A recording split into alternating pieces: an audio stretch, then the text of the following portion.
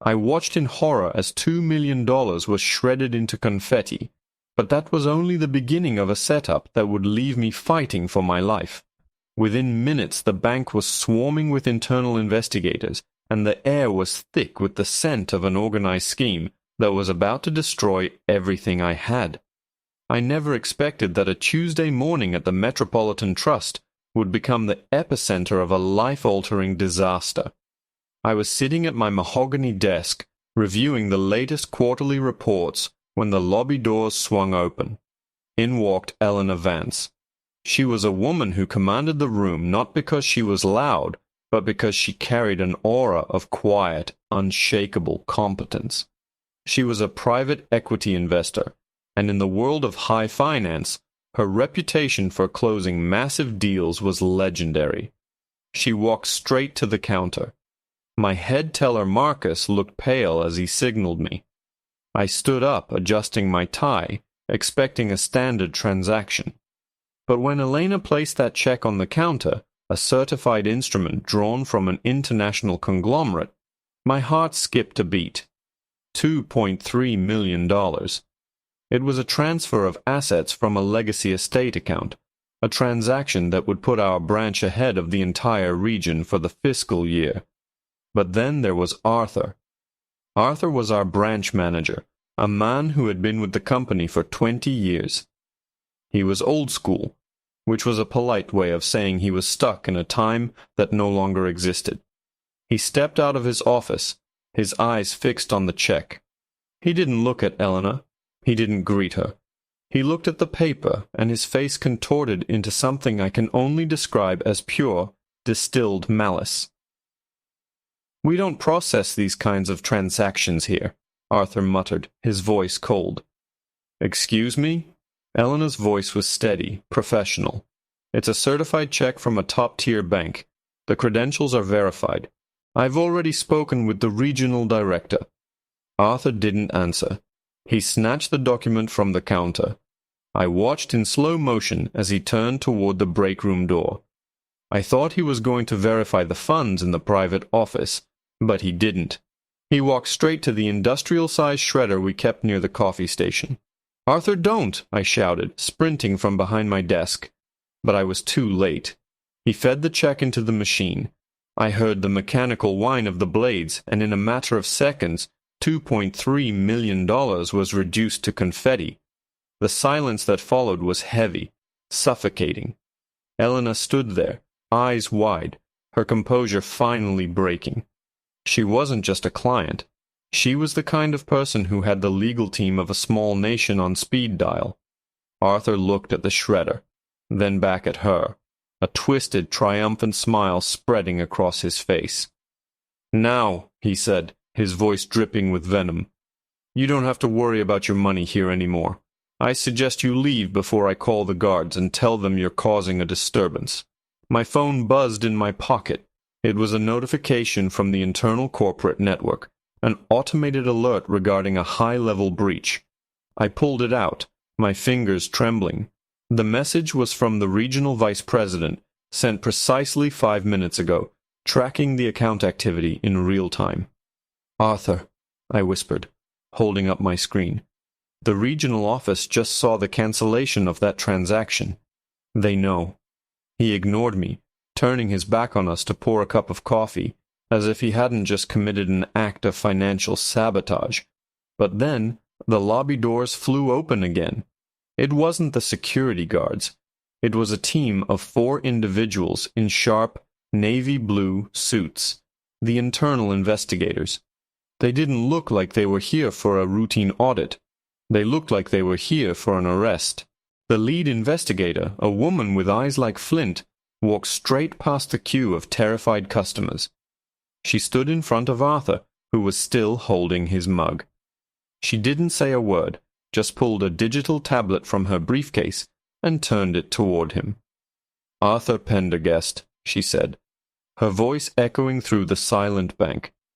"You are under internal review for gross misconduct and the destruction of corporate assets. And there is something far more serious. We have been tracking your movements for months and we have evidence linking you to an organized scheme involving money laundering and the unauthorized handling of sensitive assets." Arthur's coffee mug slipped from his hand, shattering on the tile floor. I looked at Helena, who was staring at the pile of paper scraps in the shredder, and then at the investigators. Then, the lead investigator looked directly at me. "You witnessed this, didn't you?" she asked. I nodded, my breath hitching in my throat. "Good," she replied, pulling out a pair of handcuffs. "Because we aren't just here because of the check. We're here because we found what you were hiding in your private safe." She gestured toward his office, and I saw the other agents pulling out heavy, sealed bags. My blood ran cold as I saw what was inside. They weren't just financial documents. They were packets of a white substance and a black, heavy object wrapped in a cloth. Illegal weapons. Arthur's face went white. He knew he wasn't just losing his job. He was looking at an attempt to break his life with a massive criminal charge. He tried to bolt toward the side exit, but he didn't even make it 3 steps before the agent swarmed him, tackling him to the ground. 12 minutes, the investigator muttered, glancing at her watch. "That's how long it took for us to arrive once the alert was triggered. You really thought you could get away with this, Arthur?" As they dragged him toward the back, he locked eyes with me. His gaze shifted from hatred to absolute chilling desperation, and he started to scream something. Not at the police, but at me. "You think you're clean?" he shrieked. "You saw the accounts. You signed the ledgers. You're just as guilty as I am." The lobby was a scene of absolute chaos. Customers were recording on their phones, the security guards were frozen in shock, and the sound of Arthur being dragged away was drowned out by the frantic chatter of the staff. I felt like the air had been vacuumed out of the room. My heart was pounding against my ribs like a trapped bird. "You're just as guilty as I am." Arthur's scream echoed off the marble walls as the heavy steel door to the back offices slammed shut behind him. The lead investigator, a woman who had introduced herself as Agent Thorne, didn't even blink. She walked over to me, her expression unreadable. She held out a clipboard with a digital document already pulled up. "Mr. Henderson, I assume. We need to have a conversation. Now." Eleanor Vance, still standing by the shredder, finally found her voice. She stepped forward, her movements precise and dangerous. "I don't care about the internal politics or the criminal investigation," she said, her voice low and shivering with rage. "That check was a bridge to a multi-billion-dollar acquisition. My reputation is on the line. I want to know exactly how he had the authority to destroy a certified instrument and why your bank's security protocols were so easily bypassed." "Ms. Vance," Agent Thorne replied without looking away from me, "we are dealing with a deeply entrenched organized scheme. Mr. Pendergast wasn't working alone. The evidence we recovered from his office suggests he was acting as a clearinghouse for several high-stakes accounts. And based on the signature logs, Mr. Henderson here is the only other person with the administrative credentials to override a transaction of that magnitude." My mouth went dry. "I didn't authorize it. I was at my desk. I didn't even know he had the digital clearance to void it." "The system says otherwise," Thorne retorted. She swiped on her tablet, projecting a digital log onto the wall behind her. There it was, my personal access code, entered at 9:02 a.m., exactly 1 minute before Arthur destroyed the check. My name was stamped on the screen in bright, condemning red letters. "That's impossible," I stammered, feeling the eyes of every employee in the branch boring into my back. I was in the middle of a phone call with the regional analyst. Check the phone records. I never touched the console. "The console was hacked, Mr. Henderson," Elena said, her eyes narrowing as she stepped closer. "Or perhaps it was compromised. Either way, you are currently the primary suspect in a conspiracy that involves attempted financial ruin and, apparently, much darker dealings." I looked at the shredder, then at the agents who were now systematically emptying my own desk drawers. They pulled out my personal planner, a stack of blank letterheads, and finally a small, silver flash drive that I had never seen before in my life. Agent Thorne held it up with a gloved hand, her eyes flashing with a predatory gleam. "We found this tucked under the lining of your top drawer," she said. "I've never seen that drive," I protested, my voice cracking. "Someone planted that." Thorne ignored my plea. "This drive contains encrypted files linking this branch to a money laundering pipeline that stretches across 3 continents. Given the severity of this, we are initiating a lockdown of all staff computers. You are all staying right here until the interior security team finishes their sweep." Suddenly the lights in the bank flickered and died, plunging us into a momentary, eerie darkness. The emergency backup generators hummed to life seconds later, bathing the lobby in a sickly, amber light. When the lights came back on, I realized that the front entrance had been locked down from the outside. The glass doors were sealed with magnetic bolts. But that wasn't the worst part. As I looked toward the break room, I saw Marcus, the head teller, standing by the server room door. He wasn't looking at the agents, he was looking at me, and he had a small encrypted burner phone in his hand. He pressed a button, and the wall-mounted speakers in the bank crackled to life.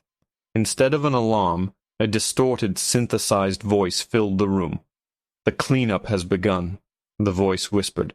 "Mr. Henderson has been chosen as the fall guy. If he survives the next 5 minutes, the truth will be released. If not, the entire branch goes up in smoke." I watched in terror as Marcus turned and sprinted toward the vault, slamming the massive circular door shut behind him. The sound of the tumblers clicking into place was deafening. Inside that vault wasn't just money. It was the backup drive containing the truth about the bank's actual owners. Agent Thorne turned to me, her hand resting on the holster at her hip. "If he just locked the vault with those files inside, he's trying to trigger a remote wipe of the entire database. If that happens, we lose the evidence, and we're all looking at a massive criminal charge for failing to secure a sensitive crime scene." She looked at me, a desperate glint in her eyes. "You have the emergency override code for the vault, don't you?" "I don't," I screamed. "Then we have to get it from Marcus before he kills the system," she said, pulling a sidearm. "And looking at the security feed, he isn't alone in there. There are 3 more people behind that door, and they aren't employees." I looked at the monitor on the wall, and my blood turned to ice. On the grainy black and white feed, I saw 4 figures inside the vault. They were loading bags of forbidden substances into a hidden compartment, and one of them was holding a piece of illegal weaponry. They weren't just bank employees, they were part of a heavily armed cell, and they were looking directly into the camera, waving at me. The air in the lobby was thick with the scent of ozone and impending violence. On the screen, the figures inside the vault were moving with practiced, predatory efficiency. They weren't just stealing cash. They were preparing to trigger a thermite-based wipe of the servers, a scorched earth tactic that would liquefy the hardware and bury the evidence of their organized scheme forever. "We have to stop them," I whispered, my voice barely audible over the hum of the emergency generators. Agent Thorne wasn't waiting for a plan. She moved with the grace of a professional, shouting orders to her team to secure the perimeter. "Henderson, if you have any shred of honesty left, tell me exactly how that vault is accessed from the inside. There's a manual override, and you know where the kill switch for the fire suppression system is." "There isn't a switch," I said, my mind racing as I scanned the blueprints of the building I had memorized over 5 years of service. "But there's a pneumatic vent above the server cooling unit. If we can vent the halon gas into the vault instead of the server room, it'll knock them unconscious long enough to override the locking mechanism." Thorne nodded once. "Do it. I'll provide cover." I didn't think. I moved. I sprinted toward the janitor's access panel behind the teller stations. My hands were slick with sweat as I wrenched the metal cover off, revealing the tangle of wires and pressure valves. I could hear the muffled thuds of the radicals inside the vault. They were working fast. I found the primary pressure lever, but it was locked with a digital security seal. It required a two-man authentication. "Thorne, I need someone on the secondary terminal," I yelled. Elena Vance stepped out from behind a row of desks. She wasn't just a victim. She was a woman who didn't back down. "I worked in cybersecurity for 5 years before I went into private equity," she shouted, vaulting over the counter. "Tell me what to type." The next 60 seconds were a blur of high-stakes inputs. Elena's fingers danced across the secondary keypad, matching my rhythm as we bypassed the security seal. The heavy pipes above us began to hiss. A low, vibrating hum resonated through the floor as the chemical suppressant was rerouted. Inside the vault, the screen showed the radicals stumbling. One by one, they collapsed, their attempts to activate the wipe failing as the oxygen was displaced. "Now, Thorne," I signaled. The agents swarmed the vault, their entry swift and tactical. There was no resistance. They dragged the unconscious radicals out, zip-tying their wrists before they could even draw their weapons. Among them was Marcus, the teller, his burner phone still clutched in a white-knuckled grip. Agent Thorne walked over to me, looking at the screen where the server status was finally stabilizing. "You saved the evidence, Henderson, and more importantly, you saved your own skin." The aftermath was a whirlwind. The internal security team combed through the recovered files, and the evidence was irrefutable. Arthur, Marcus, and the others were part of a massive network that had been using the branch as a front for years, funneling wealth and illegal goods through shadow accounts. My name, which had been framed in the logs, was cleared by the timestamp analysis that Elena herself helped present to the investigators. Within a week, the bank was under new management. Elena Vance didn't just get her $2.3 million back. She used her influence to ensure the regional directors who had turned a blind eye to Arthur's behavior were also held accountable. Arthur received an enormous term behind bars for his role in the scheme, his arrogance replaced by the cold reality of a cell. As for me, I didn't stay at the bank. I couldn't look at that mahogany desk without remembering the sound of that shredder. I moved to a different state, seeking a quieter life. But sometimes when I walk past a bank and hear the whir of a paper shredder, I pause. I remember the day the truth came out, the day I realized that integrity isn't just about what you do when people are watching, but what you do when the world is burning down around you. I survived the attempt to break my life, and for the first time in my career, I felt like I truly owned my own future. The nightmare was over, and the only thing left was the silence of a clean conscience.